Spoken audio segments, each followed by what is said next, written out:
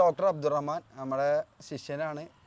ക്യാമ്പിൽ വന്നിരുന്നു. അപ്പോൾ വെറുതെ വിസിറ്റ് ചെയ്യാൻ വന്നപ്പോൾ ഡോക്ടറോട് പല കാര്യങ്ങൾ ചോദിച്ചു.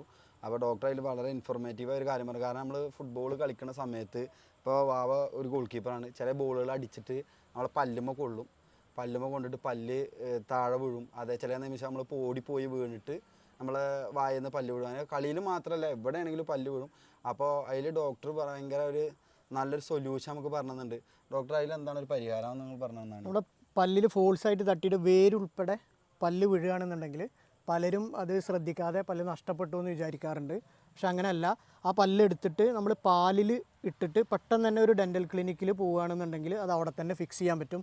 ഇനി പാല് കിട്ടിയിട്ടില്ല എന്നുണ്ടെങ്കിൽ നമ്മുടെ ചുണ്ടിൻ്റെ ഇടയിലോ അല്ലെങ്കിൽ നാവിൻ്റെ ഉള്ളിലോ ആ പല്ല് വെച്ചിട്ട് പെട്ടെന്നൊരു ഡെൻ്റൽ ക്ലിനിക്ക് പോയി കഴിഞ്ഞാൽ അത് നമുക്ക് അവിടെ തന്നെ ഫിക്സ് ചെയ്യാൻ പറ്റും. അപ്പോൾ നമുക്കത് സേവ് ചെയ്യാൻ പറ്റും. വേറെ ഒരു ആർട്ടിഫിഷ്യൽ പല്ല് വെക്കാതെ നമ്മുടെ പല്ല് തന്നെ അവിടെ ഫിക്സ് ചെയ്യാനായിട്ട് സാധിക്കും. അതിൻ്റെ ഇതിൻ്റെ എമൗണ്ട് ഭയങ്കര വ്യത്യാസം ഉണ്ടാവില്ലേ?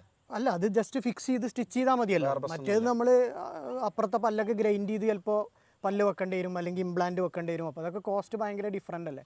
ഇത് നമ്മുടെ പല്ല് തന്നെ അവിടെ സേവ് ചെയ്യാൻ പറ്റുകയാണെങ്കിൽ എപ്പോഴും അതാണ് നല്ലത്. ഇത് നമ്മളെ ഫുട്ബോളേഴ്സിനല്ല എല്ലാവരും സംബന്ധിച്ചിടത്തോളം വളരെ ഇൻഫോർമേറ്റീവ് ഒരു കാര്യമാണ്. അപ്പോൾ താങ്ക് യു ഡോക്ടർ, ഈ ഒരു ഇൻഫർമേഷൻ നമുക്ക് തന്നെ. Thank you very much.